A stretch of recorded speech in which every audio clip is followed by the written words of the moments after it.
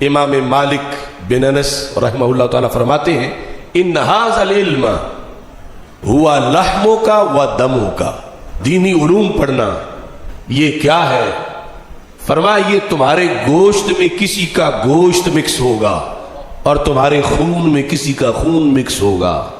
تمہارا استاد تو اس سے اجنبی نہیں رہے گا اور تم اس استاد سے اجنبی نہیں رہو گے. اگر اس کا گوشت صحیح ہے تو پھر تمہارا بھی صحیح رہے گا.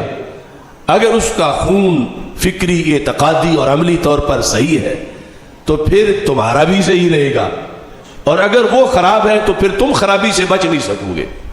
یعنی کتنا جامع انداز میں یہ جو معلم کی طرف سے متعلم کی طرف انتقال ہوتا ہے، ٹرانسفر ہوتا ہے نالج، اور یہ مکسنگ جو ہو جاتی ہے پھر جسے جدا جدا نہیں کیا جا سکتا. 60 70 سال 80 سال پھر نسل در نسل وہ مکسنگ نسل میں بھی منتقل ہو جاتی ہے. تو اس کو بیان کرنے کے لیے امام مالک رحمۃ اللہ علیہ نے یہ جامع لفظ استعمال کیے.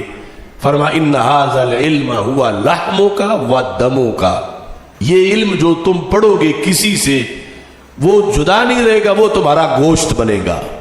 بذریعہ سماعت جو تمہارے کانوں کے ذریعے سے علم کسی کی زبان سے بولا ہوا تمہارے اندر داخل ہو جائے گا اور تم اس کے پاس پڑھ کے فارغ التحصیل ہو جاؤ گے.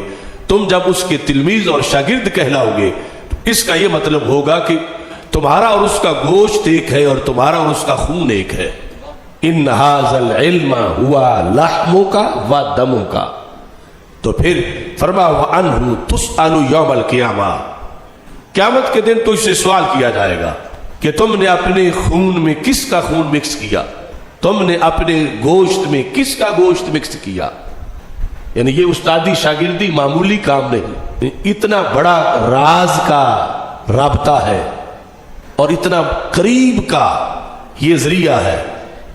یعنی ایک طرف تو والدین ہیں کہ یہ بیٹا جن کا خون ہے اور دوسری طرف اساتذہ ہیں. اور یہ امام مالک رحمۃ اللہ علیہ کہہ رہے ہیں کہ یہ جو کسی سے پڑھنا ہے یہ یوں ہی ہے کہ اس کے سامنے اپنے آپ کو رکھ دینا ہے کہ چلو تم اپنا خون میرے خون میں شامل کرو اور اپنا گوشت میرے گوشت میں شامل کرو.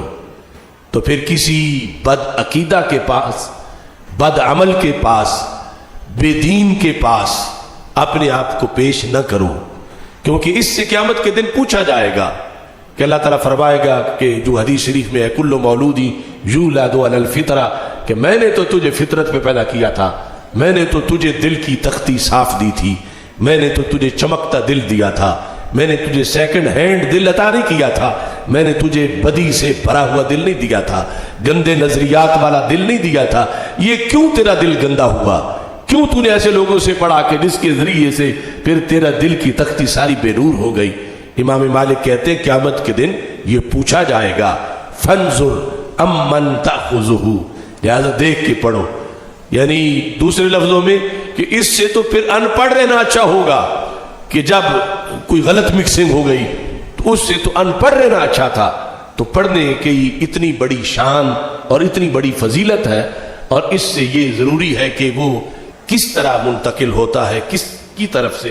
یہ وجہ تھی کہ جو صحیح مسلم میں ہے کہ امام ابن سیرین نے کہا کہ وہ پہلا زمانہ تھا کہ جب کوئی کہتا تھا قال رسول اللہ صلی اللہ علیہ وسلم تو ہم لکھنا شروع کر دیتے تھے، لیکن لما وقعت الفتنہ، جب فتنہ آ گیا تو اب ہم کیا کہتے ہیں کہ ہم کہتے ہیں ہم تب لکھیں گے جب اپنے استاذ کا نام لوگے کہ کس کے تم شاگرد ہو، تو صرف اہل سنت سے لکھا جائے گا، اہل سنت سے پڑھا جائے گا، باقی سے حاصل نہیں کیا جائے گا.